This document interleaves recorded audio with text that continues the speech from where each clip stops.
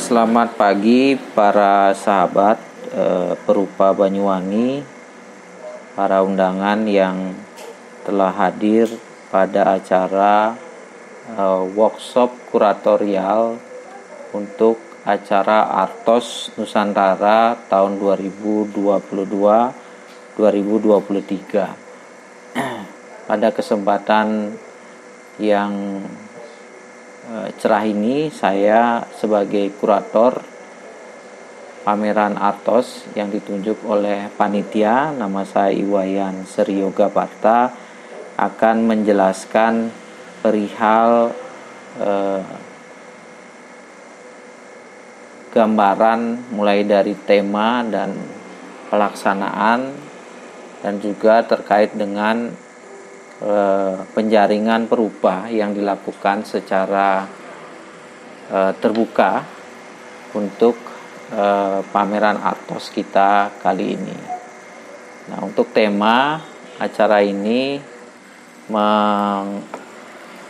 mengambil tema besar, yaitu Khasanah Budaya Osing dan perjumpaan dengan kebudayaan daerah lain, representasi baru seni rupa Banyuwangi di Nusantara. Ini sebuah tema yang cukup luas untuk dielaborasi oleh para perupa Banyuwangi, sehingga tema ini juga dapat memberikan sebuah tonggak di mana pameran Artos nanti, setelah Artos yang pertama tahun 2021, kini kita akan menghadirkan ragam karya-karya yang lebih berwarna, baik secara media, secara tematik, terutama dengan mengangkat tentang nilai dan khasanah kebudayaan Osing sebagai identitas dari kebudayaan Banyuwangi itu sendiri. Nah, itu gambaran mengenai tema. Latar belakangnya adalah pameran Artos Nusantara ini memberikan kesempatan kepada perupa Banyuwangi untuk mengekspresikan dan berkolaborasi membuat karya-karya inovatif pun atas tema, sehingga pameran ini juga memberikan kesempatan untuk kolaborasi antara perupa Banyuwangi dan perupa luar yang akan diundang secara khusus untuk menggarap tema yang disodorkan sebagai sebuah upaya untuk mengangkat khasanah kebudayaan Banyuwangi, yang salah satunya kita highlight sekarang ini adalah tentang aspek-aspek atau nilai-nilai kebudayaan Osing. Nah, pertanyaan yang pasti akan muncul adalah bagaimana tema ini direspon oleh perupa. Nah, ini pertanyaan yang gampang-gampang susah, karena karya seni rupa adalah merepresentasikan pengolahan artistik, yaitu aspek-aspek rupa sesuai dengan media. Misalnya di dalam seni lukis kita akan melihat di sana representasi visual atau rupa yang sebetulnya hadir sebagai penggambaran atas tanggapan seniman terhadap dunia, pun di dalam karya-karya yang figuratif ataupun abstrak. Nah, bagaimana gambaran karya itu hadir kepada kita melalui pengolahan unsur-unsur rupa, mulai dari warna, garis, bidang, bentuk, dan sebagainya yang merepresentasikan ide seniman yang dihadirkan lewat pengolahan teknis. Misalnya kalau kita melihat cat minyak, tentu di situ ada teknis seperti teknik dusel, teknik palet, teknik yang sifatnya bertekstur dan sebagainya. Nah, juga di dalam media akrilik kita akan melihat teknik yang lebih dekat dengan karakter media akrilik.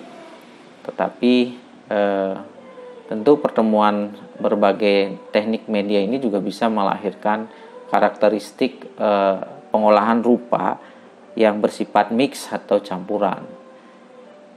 Nah, di dalam karya patung tentu juga terkait dengan media yang dipakai, seperti misalnya apakah medianya logam seperti kuningan, beton, batu, ataupun media-media yang lain yang dipakai untuk menghadirkan fenomena atau elaborasi terhadap bentuk. Nah, secara tema tentu seniman dapat mengelaborasi tema itu dengan penyerapan imajinasi, idenya masing-masing, dan juga dengan penanganan karakteristik media yang mereka olah. Juga termasuk di dalamnya adalah bagaimana menghadirkan respon atas tema itu dengan langgam-langgam rupa, langgam-langgam corak visual yang mereka hadirkan. Misalnya yang realis akan mengolahnya dalam pendekatan realisme klasik, misalnya yang memakai teknik chiaroscuro atau teknik-teknik konvensional seperti cat minyak atau oil painting dengan tekniknya, atau dengan pendekatan-pendekatan kontemporer, misalnya dengan memakai pendekatan fotorealisme misalnya. Nah, di situ akan terlihat bagaimana seniman mengolah gagasan itu melalui media. Nah, begitu juga di dalam karya-karya yang non representasional ataupun abstrak, kita akan dapat, meskipun dia dalam wujud yang tidak menghadirkan kenyataan, nah karya-karya itu tentu akan menangkap gagasan yang lebih mendalam, misalkan inner spirit atau konsepsi atau filosofi dari budaya Osing. Misalnya katakanlah apa yang sebetulnya menjadi spirit dari gandrung yang khas dari Banyuwangi. Tentu secara representasi kita akan melihat penari gandrung yang dihadirkan di dalam karya realistik, tapi tantangannya adalah dalam karya abstrak, bagaimana spirit, misalnya spirit gerak, semangat, dan sebagainya, itu yang dihadirkan oleh seniman yang mengolah dengan bahasa non representasi di dalam karya-karya abstrak. Itu juga tantangan yang akan menjadi kekayaan representasi atau kekayaan visual dari pameran ini ketika seniman-seniman Banyuwangi merespon dengan berbagai corak ataupun media, penanganan atas media yang berbeda. Nah, ini yang dimaksud dengan keragaman representasi yang akan dihasilkan atau yang akan kita tunggu hasilnya dari para perupa. Nah, untuk hal teknis lainnya, penyelenggara dari acara ini adalah Yayasan Langgar Art Banyuwangi yang diketuai oleh Pak Imam Maskun dengan timnya. Nah, kategori karya-karya yang dihadirkan di dalam pameran ini adalah karya 2 dimensi, bahkan juga 3 dimensi serta intermedia. Karya 2 dimensi misalnya meliputi lukisan, mural, karya seni patung, karena seni instalasi yang sifatnya indoor ataupun outdoor, dan juga kita juga buka seluasnya untuk karya yang memiliki genre video art atau seni intermedia. Karya-karya yang masuk dari seleksi terbuka akan diseleksi oleh kurator berdasarkan kajian terhadap karya dan relevansinya dengan frame yang ditawarkan di dalam kuratorial. Nah, kurator dari pameran ini adalah saya sendiri, Wayan Sriyoga Parta, bersama Saudara Samsudin Adalwi, dan juga dibantu oleh tim dari Gurat Art Project. Nah, untuk catatan peserta, pameran ini adalah perupa Banyuwangi yang keikutsertaannya dijaring dengan seleksi terbuka atau open call. Ya, proyek ini juga diperuntukkan untuk menggali potensi-potensi perupa muda dari Banyuwangi yang potensial dan nantinya dapat memperkaya dinamika perkembangan serupa Banyuwangi di dalam pameran Atos Nusantara. Nah, pengumpulan karya berupa pengisian formulir kesediaan peserta yang telah dikirimkan melalui media sosial Artos, dan juga link dari pendaftaran juga sudah dikirim. Nah, selain itu tentu karyanya dalam bentuk image karya, dilengkapi dengan deskripsi, CV, dan foto diri, dan karyanya yang dikirim dapat berupa karya yang telah dibuat dalam rentang waktu 1 tahun ini, yaitu 2022, dengan catatan temanya merespon dari tema yang ditawarkan. Untuk pengumpulan semua berkas di dalam bentuk soft file akan dikirim sejak tanggal 20 Oktober sampai dengan 30 Desember 2002 yang dialamatkan ke email artosbanyuwangi@gmail.com. Daftarannya juga sudah disebarkan. Nanti kontak personnya bisa menghubungi Fahmi sesuai dengan materi publikasi. Masing-masing peserta dapat menyertakan 2 image, artinya 2 jenis karya yang berbeda untuk ditawarkan kepada kurator untuk diseleksi. Nah, catatan tentang karya, pengerjaan dan penyiapan karya adalah tanggung jawab peserta. Jadi seluruh karya-karya yang ditawarkan, baik dari sisi pengadaan media dan pengolahannya, itulah tanggung jawab peserta sendiri. Nah, karya yang diajukan adalah karya baru atau karya lama yang dibuat dalam rentang waktu 22 yang merupakan milik peserta sendiri. Nah, tentunya di sini ditandai dengan adanya CV dan identitas perupa yang tentunya berdomisili ataupun berasal dari Banyuwangi. Nah, untuk karya instalasi, mural dan intermedia dapat mengirimkan rancangan karyanya atau konsep perwujudannya, dan kemudian sebelum diwujudkan bisa memasukkan seleksi dulu, sehingga nanti akan dipilih oleh Dewan Kurator, sehingga masih dapat untuk membuat karyanya jika terpilih, dan sembari menentukan atau mempertimbangkan lokasi atau tempat di dalam penataannya di ruang pameran, yaitu di Gedung Juang. Karya yang dipamerkan merupakan hasil tanggapan atau interpretasi seniman yang memiliki relevansi terhadap tema yang ditawarkan dalam pengantar kuratorial. Karya-karya yang dipamerkan meliputi karya 2 dimensi, 3 dimensi, serta intermedia. Teknik dan media pembuatan karya tidak mengikat dan bebas. Seperti yang saya sampaikan tadi, tentu juga dapat mengembangkan mix atau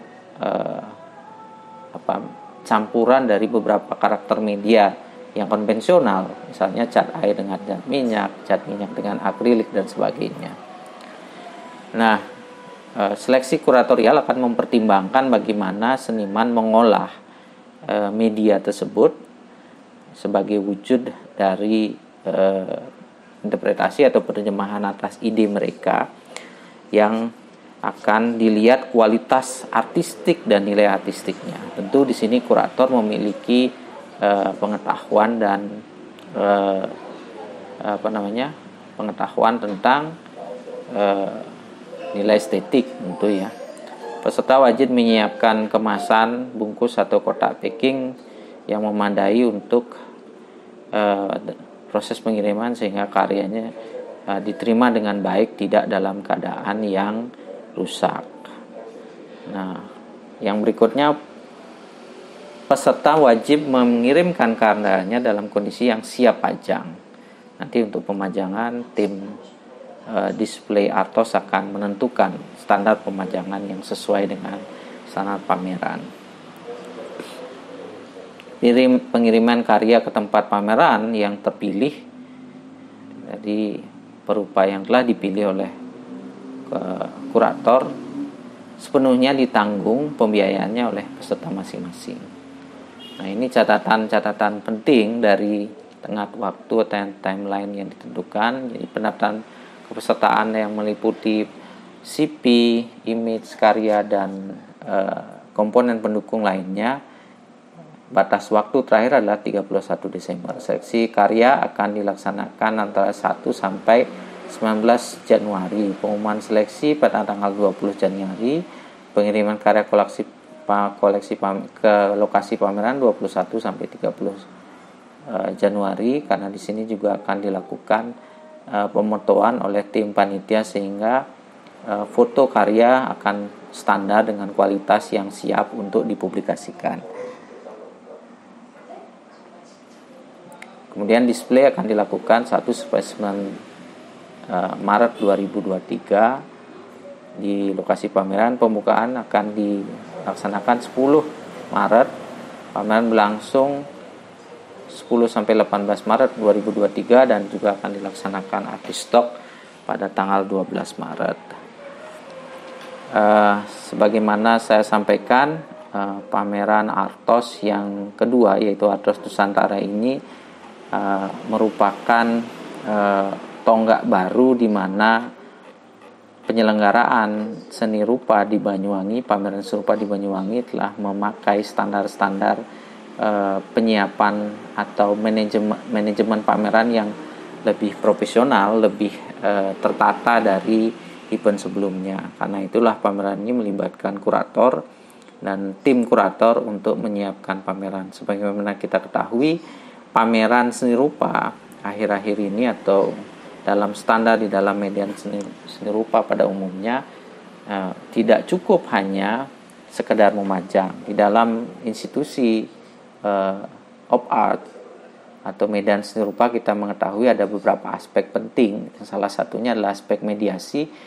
Di dalamnya adalah profesi kurator dan juga di dalam pelaksanaan ada peran edukator ataupun orang yang terlibat di dalam mengedukasi publik selama pameran. Jadi kurator juga dibantu oleh profesi-profesi yang lain. Nah, untuk display itu ada namanya art handling. Posisi art handling ini juga menjadi penting karena ada standar-standar kualitas artistik di dalam penyiapan dan presentasi sebuah pameran. Nah, profesi art handling memiliki kompetensi terhadap bagaimana display itu dilakukan dengan baik.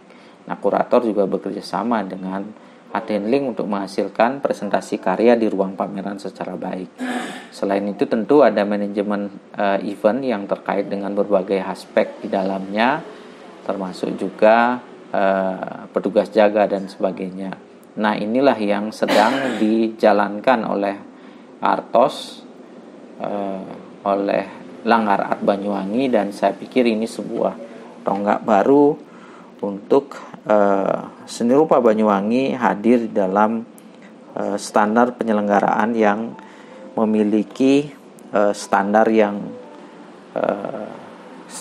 kualitas yang universal, yang ketika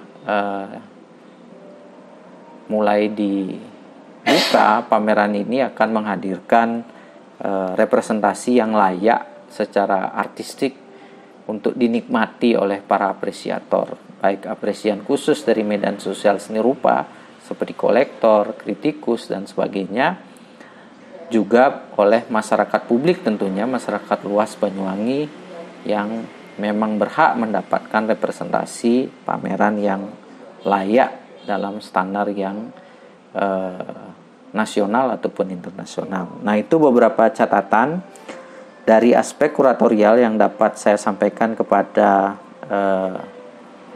para sahabat yang hadir. Terima kasih untuk kesempatannya dan waktu atas respon yang luar biasa dari acara workshop kuratorial yang dilaksanakan pada pagi hari ini di Banyuwangi. Terima kasih, salam budaya dari saya.